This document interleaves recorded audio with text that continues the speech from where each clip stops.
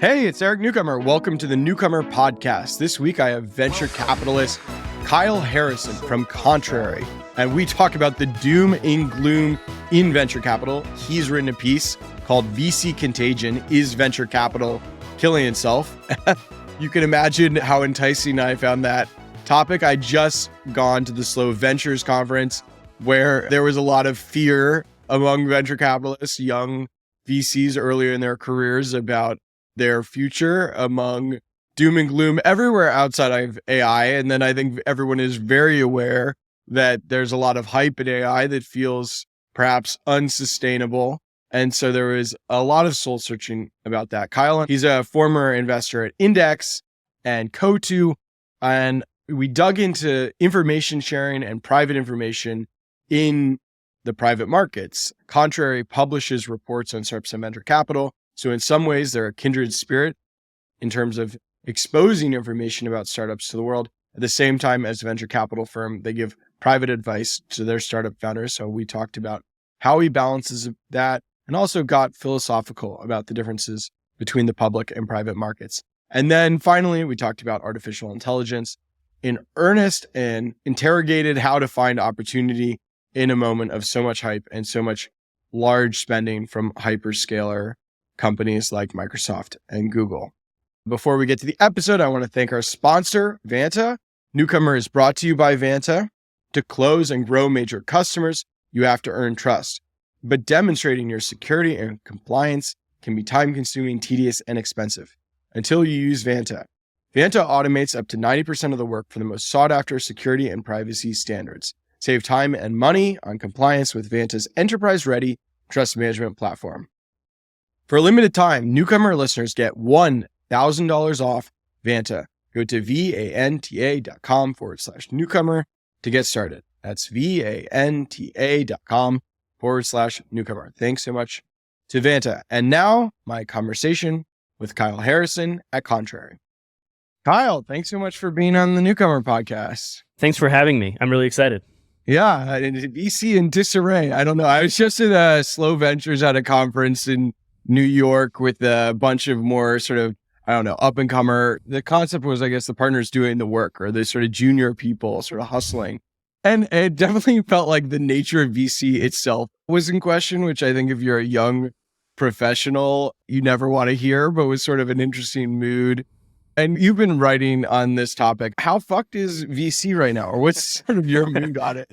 So I've been writing now for a little over a year. It started as like philosophical questions and has mounted into like existential dread over the last 18 months, right? Which was very timely. I was just kind of thinking about stuff and then it's become very prominent and lots of people thinking about it. But my very first piece was this idea, like I called it the unbundling of venture capital. Like that was one of the first pieces I wrote that kind of took off.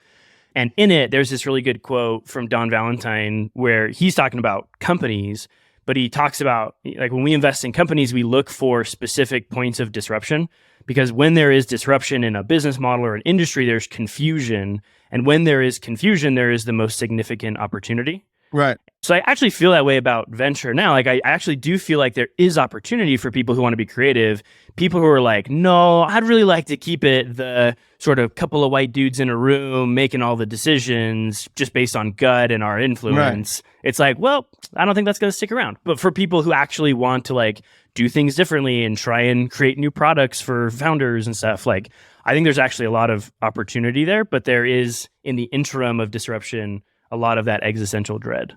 You would certainly rather be growing into a sector that's, the pie overall is growing. Do you think the pie in venture is growing? A classic thing in VC is to say, there's too much money. People don't want to pay the high prices. You'd rather be the only investor who can take all the time in the world. When I started covering VC, this was the Andreessen Horowitz coming out of the gate and like paying too much. And, obviously we saw it with SoftBank and Tiger. And while some of those were wrong prices, overall, like VC weathered that and kept going. So you can grow fatigued of the, is there too much VC money? But now with the real sort of, winter and everything but AI, it feels for once that maybe there is too much VC. I don't know. Do you think the pie is going to grow or shrink? So I feel like there are two big trends that are like correlated, but not exactly the same thing. And sometimes when people can conflate things that are happening because of one with the other or whatever. On the one side, and I wrote this piece called The Blackstone of Innovation, basically unpacking a little bit of this, like the AUM expansion. I think of it as picture, any chart you've seen about income inequality in the US, and you have this sort of like the richest get richer. I think that there is a function of like income inequality, so to speak, in venture, where I call them capital agglomerators, where there are these firms who have built their business models largely, whether they say it explicitly or not, they've built their business model around aggregating as much capital as possible, a la Blackstone, and it largely becomes a fee business. I can't remember, I read somebody was talking about this recently, but this idea when you look at some of these big PE shops that have gone public and how they trade, people basically discount carry entirely. Like there's some aspect of it, but they don't really, for like a public markets caring about a PE firm as a publicly traded company, they don't super care about carry. It is 100% based on the value of their fees. And so their job is just how much can you get a cut off? Brutal. Seriously, literally. Right. Like, I mean, at some point, like LPs wise up, and if you are just a terrible product, they're going to stop paying those fees. That's another big trend that's happening in family offices and things like that, where people are sick of the fees on fees on fees that they're paying for, a tiny slice of a thing. And so they're starting to pull back, and that's going to change.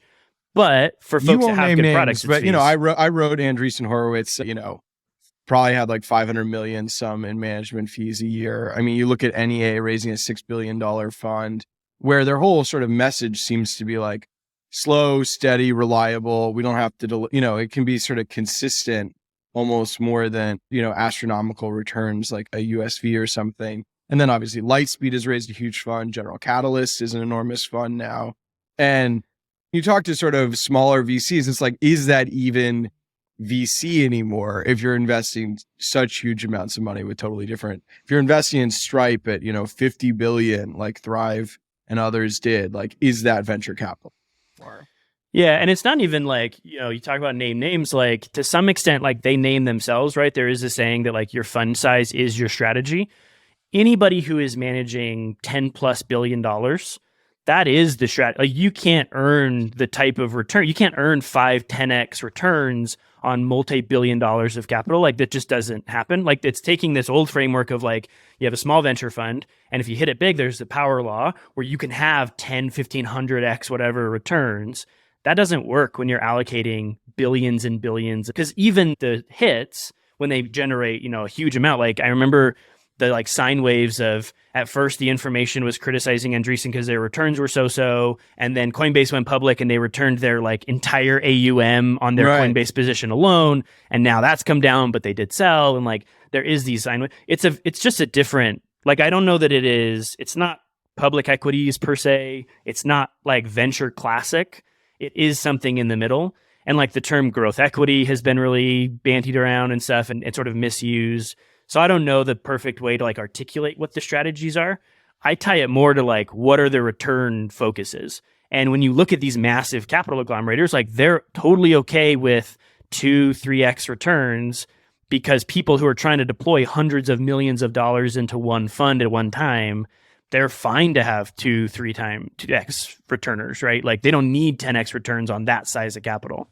Yeah. So to try and like distill this, and then I think to return to the how fucked is VC question, like there are these huge funds, right, that we've sort of been talking about, which is like one vertex. The other I would say is like, I don't know, the momentum investor sort of category, or like, you have at one end of the spectrum, any of these firms rushing into AI, right or wrong. I mean, Spark is clearly wants to be known for paying high prices to AI, believes in it, but like, that's sort of like a return of momentum investing. And then on the other hand, you have like the true sort of, we're going to be contrarian, I don't know, sort of the Lux posture of the world, where it's like thesis driven, not necessarily right. Exactly.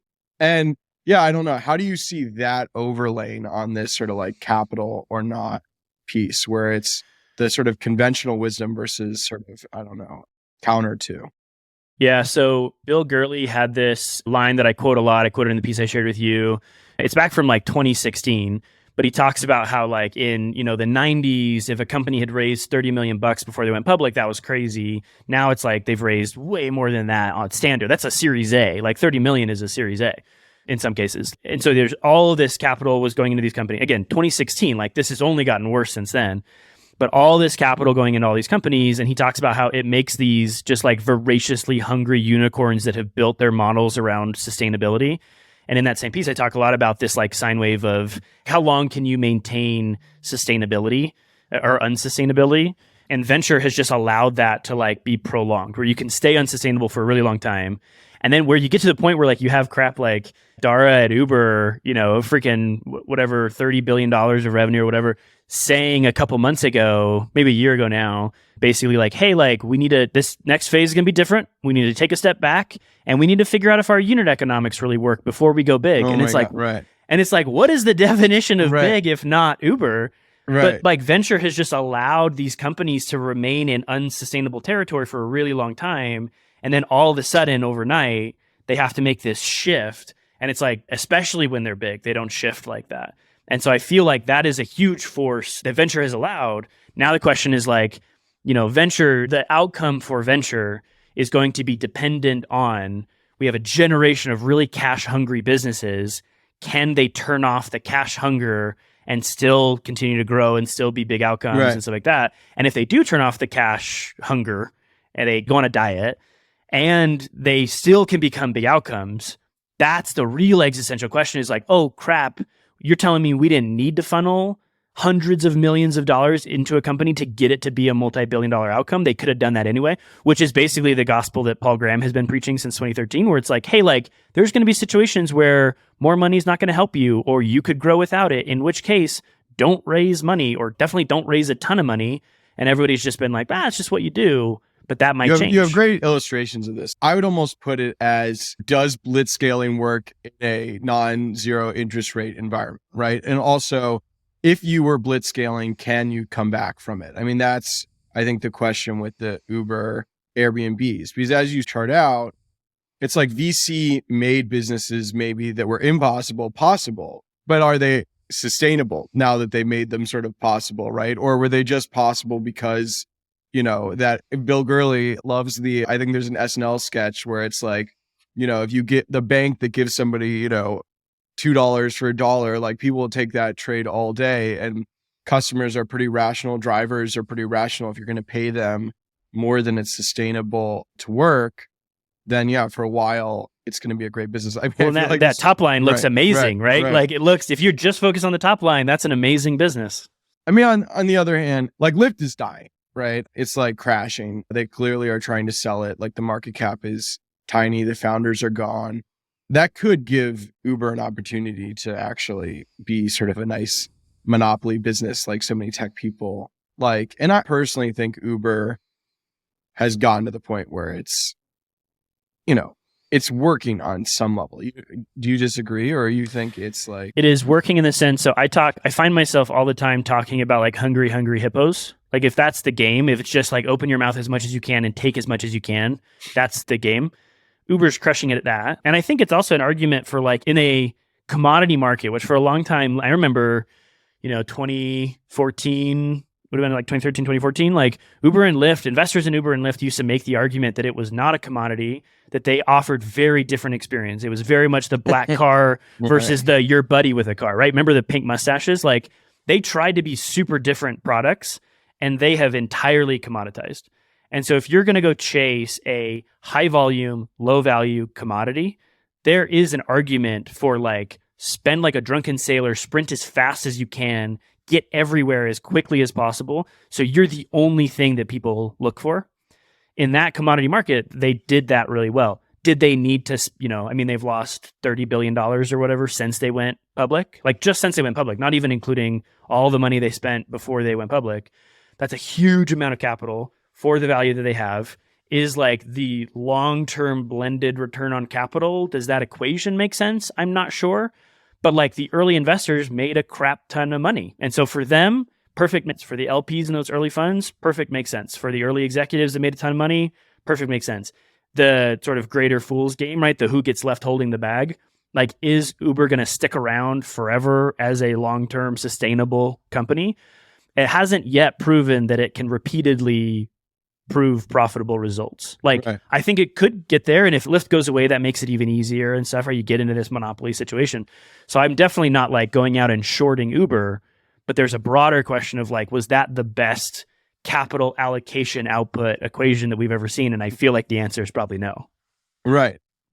And, just to put a line under that, some of the core Midas list driving VC investments, Coinbase, Uber, WeWork, just some of the iconic ones don't pan out as sort of lasting companies. I mean, Snowflake's obviously a great investment, but, it falls dramatically. And so much of sort of the narrative of venture gets written and then these companies don't sustain. I mean, Coinbase for Andreessen is a dramatic one, just in that, ultimately their job is to return money to investors. And if they, to the extent, I think they got out at least $4 billion pretty quickly. Thankfully for everybody involved, it was a wonderful direct listing. So the rules allow much quicker selling than a traditional IPO. But yeah, just some of these, the big wins that define the venture returns don't even sustain, which, doesn't give you faith in sort of, I guess, the size of the venture opportunity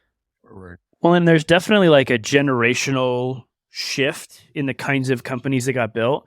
And I don't even know that these arguments, because to the same point we were making about Uber, I'm not saying that Uber is a bad business. I think that there's a question about the allocation and return of capital. Like if you isolate it to like early investors, early LPs, awesome. Like, but when you look at it on a global beginning to end of life basis, I don't think that was a great one, right? And there's this generational shift where you look at these companies that were built to be, I think you also, the other difficulty is that a lot of the like best companies in tech that have been built over the last 20 years, a lot of them were like very rare borderline monopolies. And you've got the Facebook and Google and Microsoft and Apple and stuff like that. I feel like those are even like difficult for me to like put in the same bucket because they're so rare. The likelihood of building one of those is always so astronomical, even for venture, so astronomical. So that's like a class unto itself. But then you have the like Adobes and Workdays and Salesforces of the world, sort of first gen SaaS products and stuff. And it's like those companies, I would view those as like solid, sustainable, your grandpa's SaaS companies, like just really good, salt of the earth companies, right? And it's like, I don't know, do they build companies like that anymore? Because you even look at stuff like Twilio for a long time, Darling Company, did not have a sustainable profile. Like its ability to turn a real profit is based on this like carrier network that's constantly charging huge fees, always has low gross margins, has always said, yes, but at scale will be so much better. Never proved true. It's like, I don't know. I don't know that was a good, like, doesn't even mean that Twilio is a bad business, but for how it was capitalized to the output that it can eventually produce, I don't think that was a great outcome. I think businesses like Snowflake and Datadog are exceptional businesses, but there's also arguments all the time about like, could they have been that without a huge amount of capital? Did they need to be as big? Could they have grown more sustainably longer term and in the long run be better businesses? I don't know, but it feels like there is more opportunity to build companies like that have a, I love the like, say what you will about Alibaba. I think they've got their own issues and stuff, but I always loved the like Alibaba 100-year vision. And it's like nobody in Silicon Valley has a 100-year vision. Like nobody talks that way. I really wish we did that more. I want to talk about AI, but we'll talk about it later in the conversation, how it fits into this. But I mean, you are a VC in this moment where you're expressing a lot of skepticism. Like, talk a little bit about Contrary and how do you sort of mix, I get to be skeptical, but I don't have to turn around and invest. Like, how do you be contrary and then decide where to invest? Yeah. So another sort of, if like ragging on venture is somewhat like something I do a fair bit in my writing, another concept I talk about all the time is this idea of like product-led venture firms. And basically everybody rolls their eyes at that. Like anytime any venture fund talks anything about differentiation, everybody's just kind of like, yeah, whatever, money's money and you have nice marketing and your brand is whatever.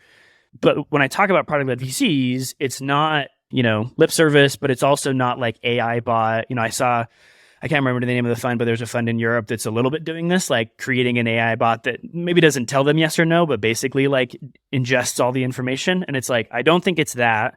And I don't think it's just like hand wavy stuff.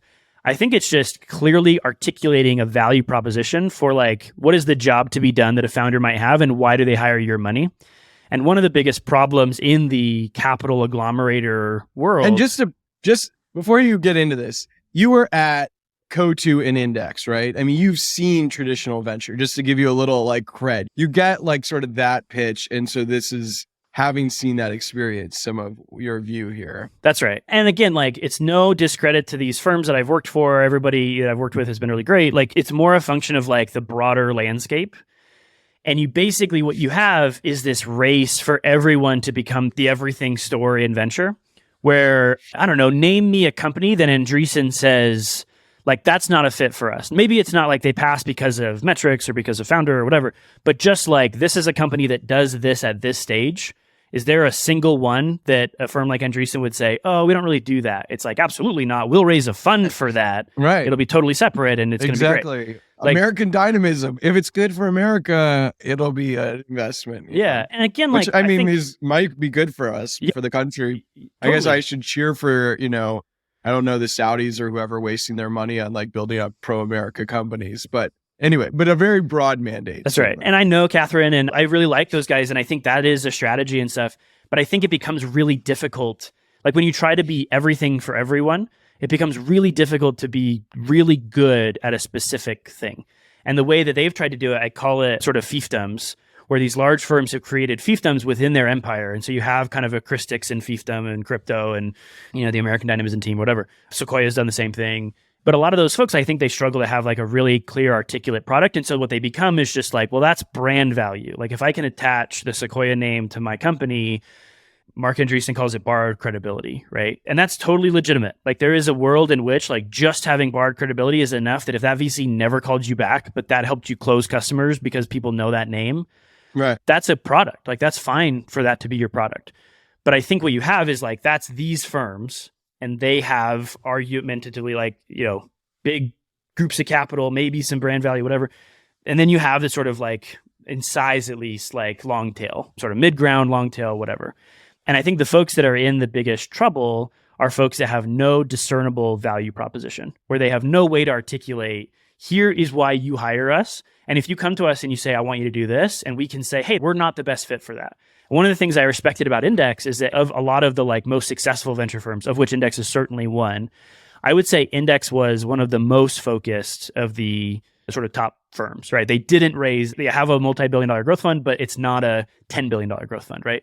There was a lot of deals that they just didn't chase, didn't get into a lot of spaces. They didn't really do that much in crypto. There's a lot of things that they just remain focused. And I always respected that, several of the partners would always say, hey, if you want somebody who's going to write you a massive check and never call you, awesome. There are firms who will do that. That's not us. Like, we're not going to do that. Whereas other firms are like, I'll take that. If you want me to be super involved, I'll take that. Like, I'll do whatever you want. Whereas trying to have a very focused mandate becomes more valuable. It's just a question of like, well, how valuable is that product?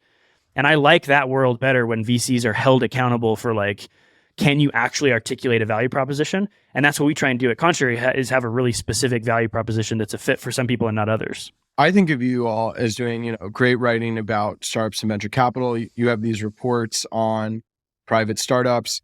It seems like everybody gets that, right? Even startups you don't invest in. What's sort of the distinction between what I would sort of cynically, and I would apply this to myself. In some ways, I'm a content marketing business with, maybe I had my first event. Like that is like my first thing where the content marketing sells something. Obviously, I have more of a media purist. But if you were to think cynically as a business person, right? You put out this content, it builds you a brand, you can sell them something else.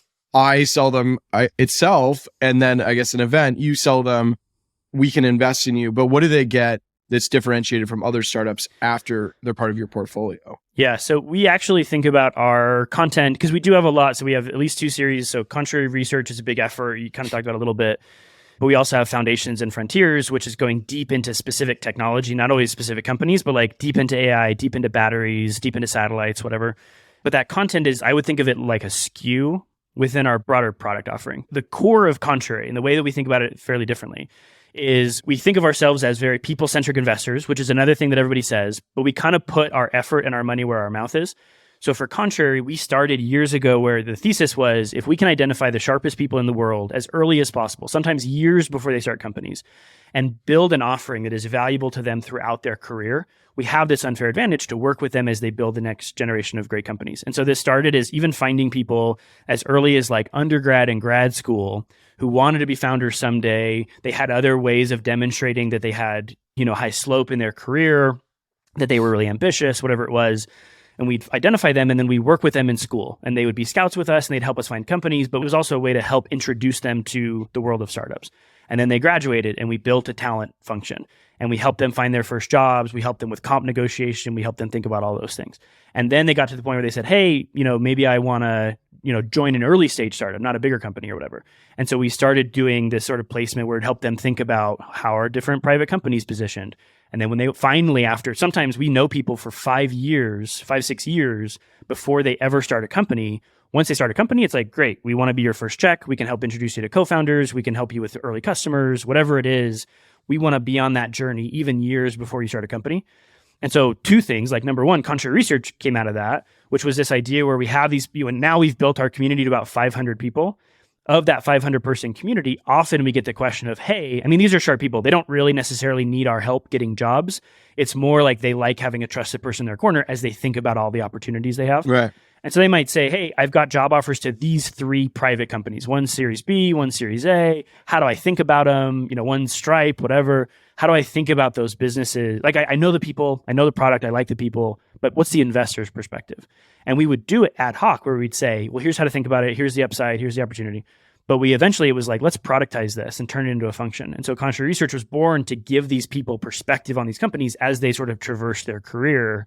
But the second piece of it was also why I joined Contrary in the first place, which, Coatue, Index, I'd been doing later stage, Series A, Series B, and beyond stage investing. And so when these people start their company, I'm not always the best help for them. I haven't done pre-seed and seed in a long time, at least not in a dedicated way. That was Contrary's bread and butter.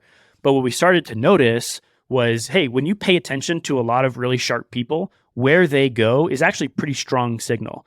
And so I think 5 of the first 50 employees at Ramp came from Contrary. And so we saw that and we thought, there's something special here. We should invest in this company. And so we invested in the Series B of Ramp. Not a huge check, right? But an opportunity to sort of put our money behind these people we think are really sharp.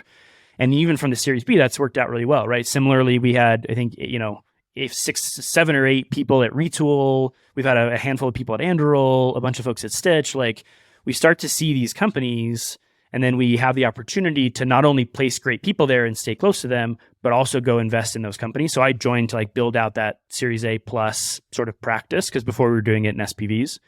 But the whole product is that we want to find people and have offerings for them, SKUs, if you will, that are relevant at any stage of their career. Even if they build their first company, they sell it, they want to start another company, eventually we want to grow to be relevant at every point in their career. What's the fund size and sort of the round focus? Our funds historically have been, call it 100 million or so. That's grown every fund. We'll lead pre-seed and seed, and then we'll participate at Series A and beyond. We're rarely leading later stage rounds. It's more a function of folks bring us into the syndicate. Number one, because either a lot of times we've already helped hire people there before we ever invest, or they know our network and they want to invest from it. And so they'll bring us into a round to get access to that talent community. How are you playing sort of this downturn in terms of pace of investing? So the one benefit that we have is that Contrary historically, even before I got here, never had a lot of stuff that got caught up in the sort of runaway valuations and things like that. So there hasn't actually been a lot of we have to deal with the scar tissue of things that happened that got a little crazy and now we have to come back from the hangover. We haven't had too much of that in the companies we've invested in. And then as we help the companies we have invested in, or as we continue to invest, I think our biggest focus is it's still fairly first principles. We haven't gotten super heavy into a lot of the, similarly, a lot of the AI hype and companies that are raising in the same ways. We've made investments. I think we're, pretty excited about some of the things that are happening in open source AI. We have some portfolio companies playing there around tooling and whatnot. So we have invested, but we haven't gotten crazy where it's at any cost, we need to do these things. And so a lot of it is just first principles of we are trying to find people that we think are exceptional, help them build businesses that people actually care about, actually solve problems, and do it in a meaningful way that is not solving for the sort of short-term benefit. Which is not it's not rocket science, but it is like arguably contrarian in a world where like people are still struggling. I mean, you have a generation of investors, if you think about it, like myself included, like I started investing within this bull market. And so there's a lot of folks who have had their entire education be built around pretty irresponsible ways of building companies. And for me, I think part of it too is like I had been a founder before I got into investing, and so I know how scary it is to like run something up in a way that makes you feel like I have no idea what to do with this now. And so I feel like I've always had that hesitance of like, or that hesitation around just like ripping off all the safety measures and stuff. Right. So I feel like just my constitution has been more balanced or whatever. I don't know, but it's weirdly contrarian to just say we want to build companies that can be around for a long time, rather than companies that can light a whole bunch of money on fire and like, who knows, maybe they'll be here in a year, maybe they won't. You're still participating in the venture capital model, right? If you invest in a seed company, you're doing an assessment of whether it will raise a Series A, or you're saying, will this company sort of have the cash flow but not need a Series A? Because the latter category just isn't sort of pursuing necessarily the highest growth strategy. You're still caught up in the VC system, right? Yeah. And I think like when I criticize venture, a lot of what I criticize is the sort of like attitude of excess and like either hype driven or FOMO driven decision making. I personally don't have a fundamental issue with like, you raise money so that you can do these things and get to these milestones. And then you raise some more money because you've proven traction, and then you do these things to get to these milestones. I don't have a fundamental issue with that. That's beautiful. I love that. If anything, we've moved away from that in some ways where companies were able to raise it without hitting the milestone. That's right. Well, and there's instances where we say like, okay, like, and we've had conversations with our companies where they'll get offers at, you know, a certain valuation from certain firms, and they'll have lower offers from other folks at other firms. And in some instances, we will help them think about like, hey, here's the weight around your neck at that valuation. Can you raise that? Yes. Is it nice to not take that extra dilution? For sure. But it's important for you to be honest with yourself about, all right, what does that give you? If you really ramp up and grow, that gives you a year and a half, 2 years before you need to raise again. In 2 years, what if these 6 things go wrong? Because in startups, it's usually not 6 things, it's 12 things. But it's like, what if these 6, 7 things go wrong? Can you still get to a point where you feel comfortable with the milestones you hit? And at those milestones, can you raise at a valuation that is a nice markup from where you were? And if you can't, it makes more sense to accept a little bit more dilution now than to put a weight around your neck of evaluation. That's also true of the partner. We spend a lot of time, I mean, we're a pretty collaborative firm because at least right now we're not leading at Series A and beyond. And so a lot of times people think of us as this sort of trusted, even in the later stage rounds that we do invest in, the Series A, Series B, people will come to us and say, hey, I am having conversations with these 2 or 3 firms. How do we think about that? And we spend a lot of time advising on not just the valuation, but also the partner. Like this partner might give you a way higher valuation than this one, but hey, we know so-and-so, and we've worked with them before, and we know your business, and we know that what you're going to deal with over the next 12, 18 months is this thing that whether it's, you know, go-to-market, commercialization, whatever, that person is going to be an incredible partner to you, which I think is like the last, you know, like remaining sort of solid part of venture, is that there are still, in almost every firm, really exceptional individual partners. Like maybe the firms have strategies that are good fits for different things, but at every firm I could point to a handful of people and say, if you are doing this thing in this space at this stage, that is who you want in your corner helping you. And so we spend a lot of time also thinking about that. So you're sort of touching on something that I'm fascinated on, both what you're talking about now and how Contrary positions itself, which is sort of like the information ecosystem in the private markets, right? Because on the one hand, you're like me in that you're trying to sort of publish things and facts, reports on how private companies are doing. On the other hand, you're sort of saying, you know, we have this private sort of information about which partners we've worked about, who's sort of trustworthy, who's worth taking in a lower valuation, whatever. I think a lot about this, like part of what I'm doing, I think, is sort of taking advantage of the fact that Silicon Valley, you know, it's not illegal to trade on insider information, right? If anything, it's the job of VCs to have tons of inside information. So there's all this sort of, there are these like public secrets, or like if you're a top investor in SaaS, you probably have a sense of what deals your competitors have done over the last couple of months, even if they haven't been published, and vice versa. And so in some ways, I'm just sort of saying, okay, VC, you've grown up. This is a bigger thing. You can't hold these secrets among 100 people and expect that everybody else who's trying to compete shouldn't have that information and have sort of a chance to use that information to be competitive, right?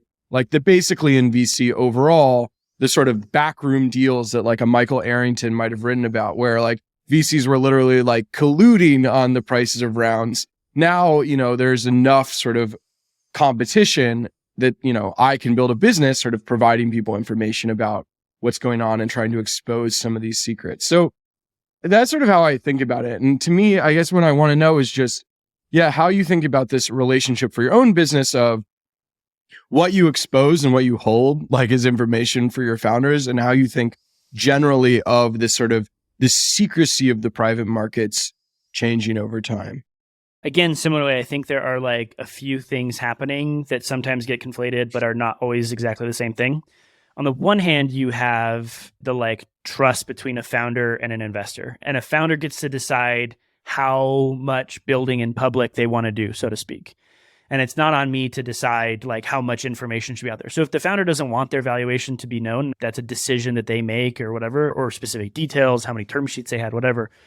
I think that is. But if a founder goes to 100 people, 50, I just feel like there's a level of like non-public information that if you have shared it so widely that it is like chattered about, you haven't done like the diligence to like hold that information. You're basically saying only like an elite class gets to know the information, and that the sort of aspiring class of like investors or whoever, potential employees, whoever doesn't get to know it. I guess I'm saying, isn't there a level of like care to your secrets that you need to maintain if you expect to maintain secrets? Well, I think founders are in a tricky situation in that regard, because I think that on the one hand, like to your point, it's like, well, if you're going to 50 people, that's so many people.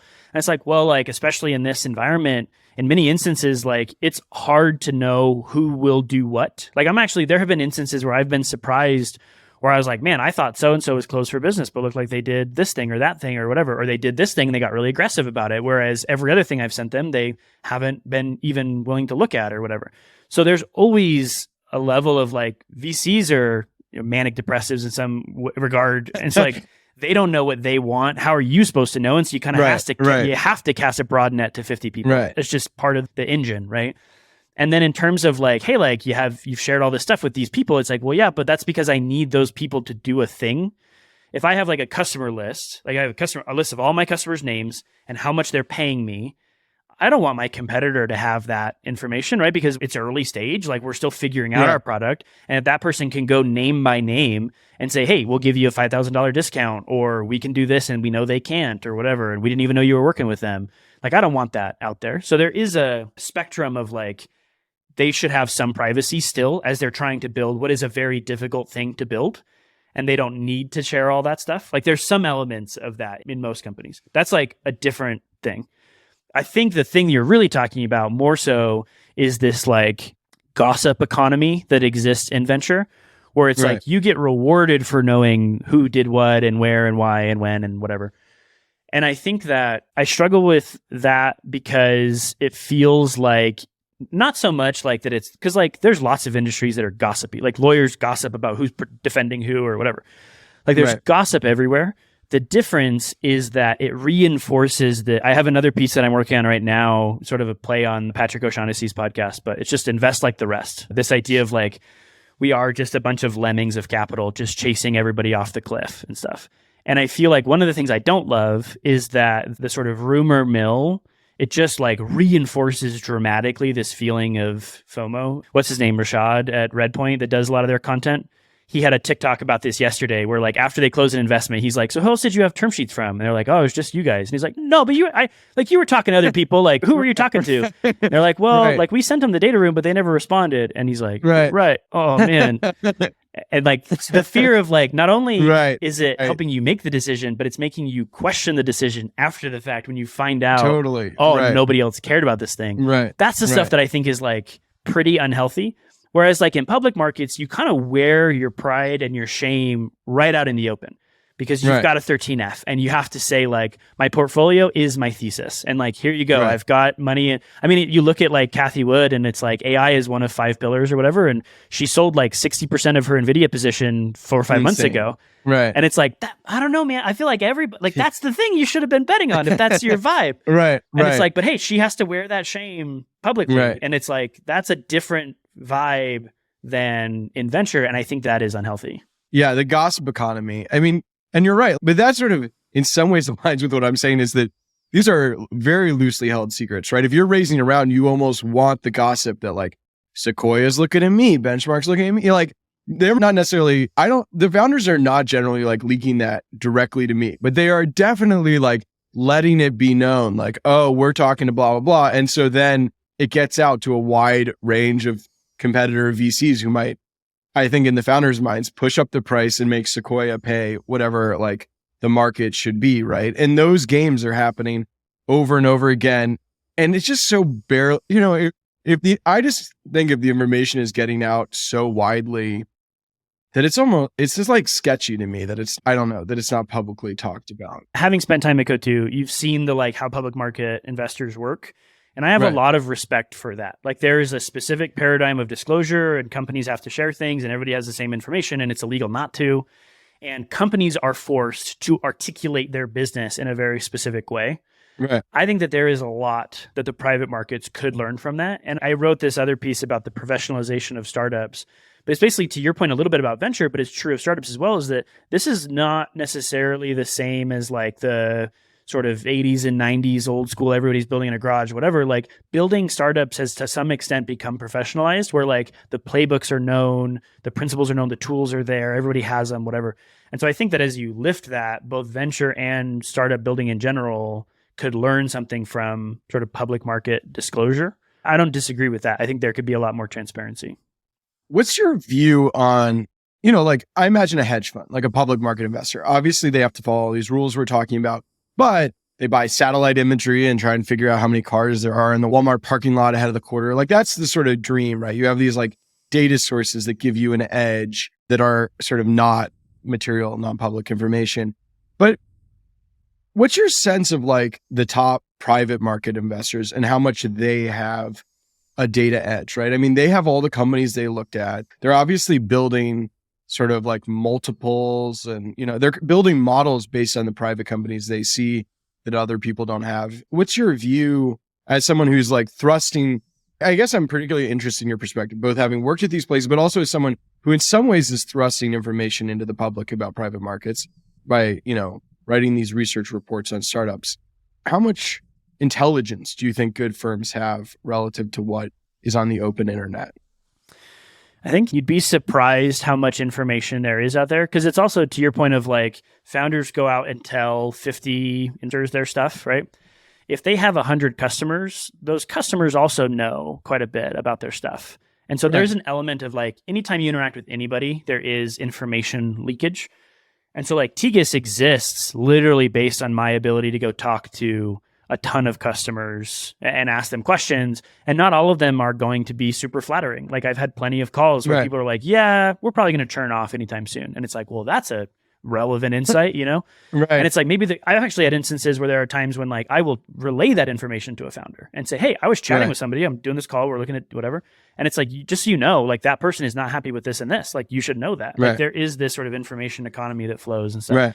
I think that the magic 8-ball, type of data, that doesn't exist a lot. Because even like stuff like a lot of open source investors, or this is true in AI, this is true in data infrastructure more broadly, a lot of folks think about things like GitHub traction and GitHub stars and stuff like that. Yeah. You can buy GitHub stars the same way you can buy Twitter followers. So there's a lot of that stuff that it's like, yeah, like you can use it as like a relevant data point to like, look, it's up and to the right. But if you're making a decision on that, you're probably making a bad decision. Again, like it's like really specific businesses. Like I've seen different firms buy credit card data and even map it to private company information. And so you can see certain transactions for like consumer companies and stuff like that. There is elements of that's like, that's not accessible to everyone. You got to pay. I mean, in many cases, those are, 6-figure contracts you have to have with data providers Not everybody has that, but definitely the largest AUM firms do. My intuitions on private information really go back and forth because on the one hand, the internet is such a powerful force. And a lot of times when you try to build something with, some private, there are various projects I have to try and collect private information. It is the internet is so strong, right? And if it's valuable to some people, there's just a lot of pressure to put it online. So to beat the internet is very challenging. On the other hand, as we've been talking about for the last couple of minutes, there's, there are these private conversations, people are getting access. I mean, whenever I publish slides from one of these investors that sort of outline their returns, I do just wonder how widely known is that and how organized, I guess, are sort of the big players in terms of thinking about their competitors portfolio companies and building a map of the world that's not online. I think that it is for most people, it is a pretty deliberate exercise. Because for example, and this is one of the reasons, Sequoia will say that they focus on taking from specific charitable organizations, things like that, as LPs because they want to serve those missions, which is fair. Yeah. That's not but they like to keep it secret. Yeah. That's also why right? Any fund who has taken money from specific types of institutions, anybody with a PitchBook login can see their returns because those, at least to some extent, some funds, whatever, because those people have to disclose it. So I think that there are really deliberate choices that people make to protect certain types of information and stuff like that. There's always this back and forth with people who are trying really hard to protect information and people who are really good at going and finding information. So I think that economy will always exist. I feel the bigger question is would it make it healthier if more of this stuff was out in the open, if more funds had to be releasing, because it's the same thing with hedge funds too, right? You can go look at hedge funds performance. If more private funds had to be releasing their performance data, more companies had to be releasing financial data, whatever. And I feel the answer is yes. I do think that level of transparency in that account, I'm in the bucket of I think that being a publicly traded company is a good way to force you to be healthier. It does make it hard to innovate, right? Because when you're so focused on quarterly things, but I think that is a deliberate, you can choose to not care about that stuff at least to some extent and do okay. But some of that stuff keeps you in check. I think there's value to that. But I think there is this give and take of but also building an early stage company is really freaking hard and changes on a dime every week. And to then have to turn around and say, yeah, but did you file your 10Q? And it's dude, I don't know if I'm going to make payroll next week. I'm not worrying about those forms or whatever. Right. And certainly, yeah. I mean, the bureaucracy, I'm also supportive of the idea that, early stage is a people game. And so having trusted relationships matters. And so it doesn't necessarily need to be this big circle where it's just whoever's willing to pay you the highest price. It's just interesting. I don't have a strong ideological thing. Obviously, my business is thrusting things into public, but I would do that, I guess, whether or not I felt there was some strong ideology, whether the private markets should totally be transparent or not. Anyway, fascinating. I want to move on to the AI stuff. I mean, it sort of bridges back to the earlier part of this conversation, which is just sort of the euphoria and sort of groupthink in VC. You sort of mentioned that you're looking at some of the open source projects. Is AI or large language models, foundation models, in your mind, transformational shift? Or is this VCs have a sort of a great desire to deploy capital and momentum, invest, and this is the best excuse they have to get back to their old ways? Multiple things can be true at one time. Exactly. I knew that was pretty yeah, I let you be the nuanced one when I, lived in the world of black and white. So I will say that AI fervor and the dynamics of building AI companies is a match made in heaven for the capital agglomeration industrial complex, if you will, right?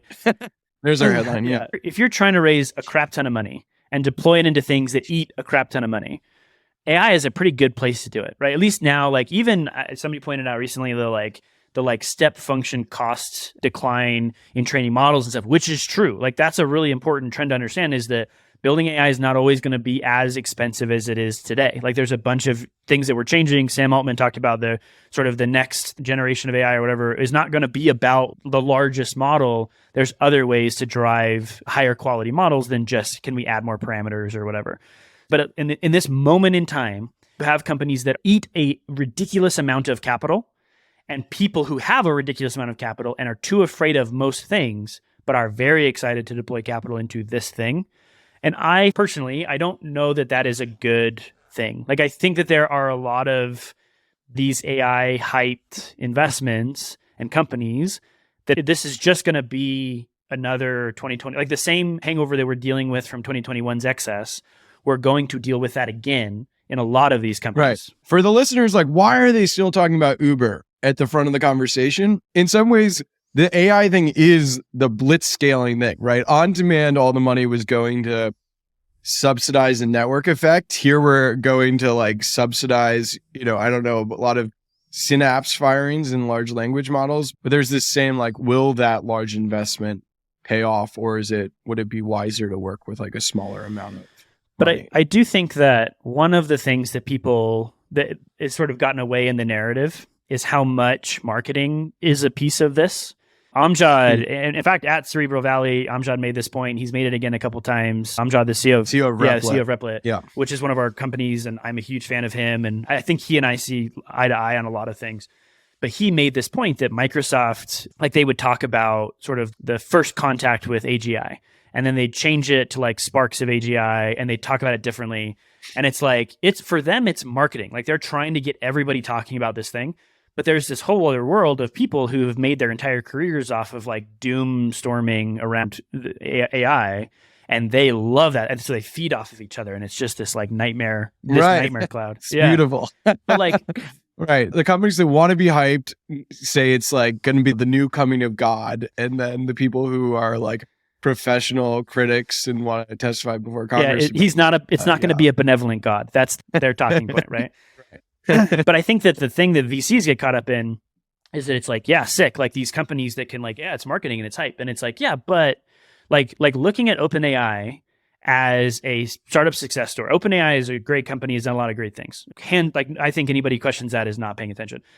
But thinking of OpenAI's success story as just another startup success story, and it's just like Stripe and Airbnb and OpenAI. And it's like, no, like this is a company that has built a lot of what they've built and the scale they've built and the capabilities they've built and things like that off of $10-11 billion from Microsoft in many cases, right? Like, or at least billions of dollars from Microsoft and stuff. And it's like, that's a different thing. And they have different dependencies. And in some ways, not to discredit a lot of the things OpenAI has done, but in some ways they are a ridiculously successful subsidiary of Microsoft in the same way that AWS as a standalone business is a really exceptional business. It just lives within Microsoft. There are some parallels to that with OpenAI. It's like, this is not really a thing that could be super easily accomplished outside of a massive, very entrenched and incentivized corporate hierarchy around it. And that's true of most foundation models, is that like building those things, ridiculously expensive, it's ridiculously general purpose. And so to effectively distribute and utilize these very generic models, like ChatGPT is good at a lot of things. It's great at basically nothing, which good is like, means that every human being sucks at most things. Like it's really good, but I mean, I literally copy edit my posts with it. It is really good. Million billion errors. It's really good. Tells me to put things in active voice. Like it's amazing. It is amazing. And I feel like that is one of the reasons why people are so afraid to like try and draw a line, because I feel like my mom reads my writing and she tells me that I caveat things too much in my writing. Like it's like, just take a stand. But it's like, I have all these caveats because like, I want to be like, calling things out and trying to frame things. But then people will come back at me and say, like, you don't get it. AI is game. And I'm like, listen, I absolutely get it. Like, I fundamentally believe that the world as we know it is going to be transformed by this technology. Like, I am a optimism maximalist through and through. Like, I am so excited about technology. I am so excited about the opportunity and the implications.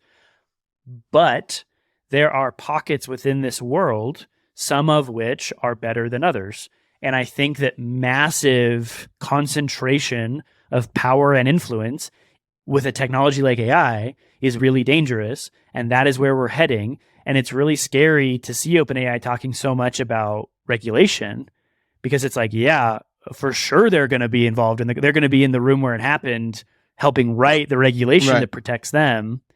And like, that's really scary and intimidating. And I think OpenAI and Sam, like, they think of themselves as being the adult in the room. Like, they're like, we have the people's best interests at heart, which again, even that, like, I hesitate to criticize, because Sam has, as far as I know, no economic interest in OpenAI per se. And it's like, that's allegedly. That's right. So, but if that's true, it's like, that's crazy. And so I don't. I would love to see it's like, OpenAI is the most they really need to take it out of the name. It is the most infuriating. Obviously, they are not open source, but beyond that, they are not a very open company. You know what I mean? It drives me There's a really insane. good, so for Contrary Research, probably next month, we're going to put out a deep dive that digs into the openness of AI. And in a couple of sections, we talk about this, but several folks at OpenAI have been fairly like, what do they say? Like saying the quiet part out loud. But basically, like, every time, pay attention, every time OpenAI talks about the sort of about shift that they took, where they were very open and we're going to share our research with the world. And then they said, just kidding, this is not a good idea. The first thing they'll talk about is safety. And the second thing they'll talk about is competition. Almost every single time, without fail, that's how they'll articulate it. And it is basically the mea culpa of like trying to cover themselves of there is like fiction and reality to some extent, where it's like, it's really important from a safety perspective. And from a competitive perspective, it's really difficult to build GPT-4 or whatever, which is true. But like that, just say the quiet part out loud. Like, you guys are not this like benevolent, open, for the benefit of the world. I feel like the way that I look at it and think about it, and the way that we invest is, rather than looking for like one thing that spikes, you look for a functional funnel. Even if it's very early, you look for something that become a functional funnel. And so the way I think about the funnel is, you basically have at the very top, you have some kind of like user or open source engagement traction. People want to use this thing that you've built. They're very excited about it. Whether that's a lot of people in your community, it can't, like GitHub stars to some extent, like any of those things that sort of just look like top of funnel engagement, that is valuable. Many people have made investments purely off of that. I heard more than one time people talk about, in 2021, valuations in terms of a multiple of Discord users. And that is a deeply unhealthy thing to do. Like, that's not okay. Like, there's no finance people are turning over their grave everywhere. Like, that's a really bad thing. But a lot of people, they invest just based on that engagement. That's one thing. And then you translate that into actual contribution. So at least within the sort of open source world, like, there is the like foundation models competition. And I think that is largely going to be a very difficult place for there to be more than one, maybe. But I think that is like, to some extent, it's maybe the next, Facebook, Google, oligopoly or whatever. But it's really difficult to know. And it has gotten away so fast. Like, those other companies had time to, like, Facebook was just like a teenager tool for a while or whatever. And then it grew into it. This was like, is that the next thing? Here's $1 billion. And it's like, oh man, this is tough to make a decision, So it's like, I've not engaged with a lot of that stuff. And so instead, I'm focusing on this funnel where it's like, is there engagement? Is there actual contribution? Are there people who are meaningfully using and taking advantage of a tool they've built? But then does that translate into an actual enterprise grade product? Like, is there something more than just facilitating? And there's a lot of really great companies that today are still largely facilitating. They're starting to do things that look like other parts of the funnel. But like, Hugging Face is a really great company from a business model perspective. Like, most of what they have done is sort of engagement and enablement. But in terms of turning that into a foundational product, like enterprise grade product that they can go sell and have, multi-figure ACVs and stuff like that, like, that doesn't exist per se. And there's not a really clear path to that. And there's a lot of companies that... Well, a lot of these you will have, better open versions of the open source. I mean, Hugging Face obviously benefits from the GitHub metaphor, and people are like, GitHub figured it out. They'll figure it out. For what it's worth, I think Hugging Face is a phenomenal business. My fear is that it's like, there is a difference between a phenomenal business that has... Because even GitHub took a long time to become what it is. And a lot of that came from Microsoft having a really established DNA for commercialization and distribution. And so I don't want to say that GitHub didn't do anything, but like, they built a really important place for people to be. but the long term was fuzzy for a really long time. And Microsoft kind of made the long term make sense. And for a lot of these companies, it's just a question of like, I just don't know. Like the long term could be phenomenal for a lot of these companies. Maybe they crush it and they figure stuff out. But right now it's not clear. My preference is for companies that can at least articulate what that long term potential is. Like, how do you take the engagement and the contribution and translate it into something commercial? One of our portfolio companies, a company named called Nomic, which is still very early, but they have had really high engagement on. So they basically built a model called GPT for All, which is effectively an open source GPT model. It uses a fraction of the compute. It can run locally. So for things like healthcare and government use cases, like they're way more likely to use that than they are to use something like OpenAI. But then, so they sort of, it took off, like it crushed it. It has now, I think, about as much open source traction as something like LangChain and stuff like that. They've really done well. But where that translates down the funnel is that originally the company where they started was building a data visualization tool for fine tuning models. And so we have this really sick, I know you were at Contrary NYC for an event a couple months ago. I don't know if you saw it. We have this really sick portrait up in the space. Oh, yeah, I think I remember what you're So it's basically, it is stable Pretty diffusion visualized in dots, but you can use that to then understand how these different parameters are playing with each other and then train the model based on, hey, we think these sections are not relevant for the model that we're trying to train, or dig in and fine tune and stuff like that. And it's awesome. This visual, I keep telling them they should sell this because it's so cool, but like they have things like Kermit the Frog Corner where it's like, here's all the images in stable diffusion that are leveraged to then create Kermit the Frog output or whatever. But like they've done really well at having, again, super early. Like it's not like they're going to be 100 million of ARR next month or whatever, or anything like that. Right. But they've done a really good job of taking open source traction. People are really excited, translating that into contribution. Really exceptional people are engaging with their tool. But then this all translates down into, hey, when you start using these models and you say, I want to be able to train a unique model in a way that's scalable, but still doesn't require a massive amount of compute. And it's like, well, Atlas, their data visualization tool, that's how they built GPT for All. And so by being a customer of Atlas, you can then engage in models, even open source models, in a much more meaningful way. I love that funnel. And there are a few businesses that have that funnel, but that is what I have been looking for in AI, as opposed to like, boy, is this hot? Who knows where it goes, but it's hot. Like that stuff just makes me so anxious, especially, I don't know, like I feel like I paid attention, 2021, and it's like a lot of that stuff did not end well. In a small subset of venture, this feels almost more hype, more fervent. The amount of money. Obviously, it's complicated by the hyperscalers.